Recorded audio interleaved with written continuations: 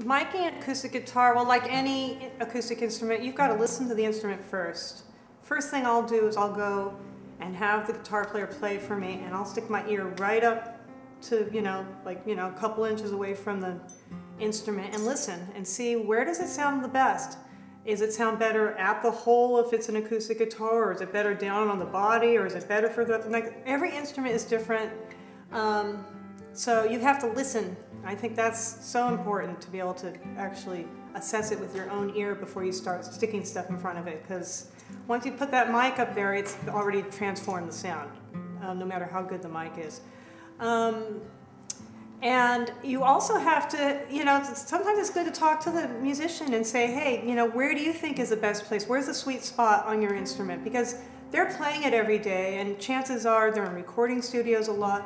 They might know, look, this is the place. This is where it always works the best. It's, and okay, cool. I'll put it there and try that out. And if it works for me out in the front of house, then it's cool. Sometimes it doesn't translate if it's somebody who works in the studio a lot. Sometimes it doesn't go the distance for a live performance. But generally speaking, the musician shouldn't, if they know their instrument, they should be able to tell me also where to, where to place the microphone.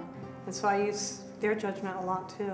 I think that's important to communicate with the people you're working with. I think that's crucial. On acoustic guitar, multiple microphones, I guess it would depend on the instrument. I mean, some guitars don't speak so loudly than others, maybe. I haven't recently done that, but it could be done. Like, maybe you have a contact mic and then a larger diaphragm mic further off, and for different sound effect or a different texture, or combining the two. I don't see why that wouldn't be useful.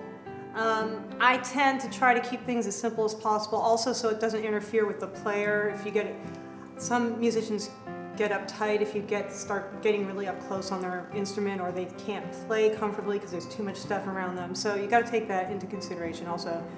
Really, what's important is making the musician feel comfortable, and that's really our job out there, is to help them play.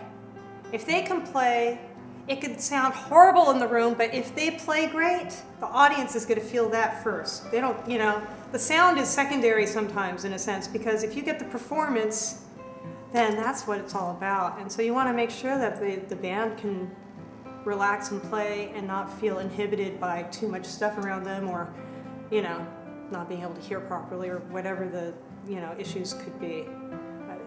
I think it's very important that you accommodate the artist first, and then take care of the, there's give and take, there's sacrifices that you have to make sometimes to make them more comfortable.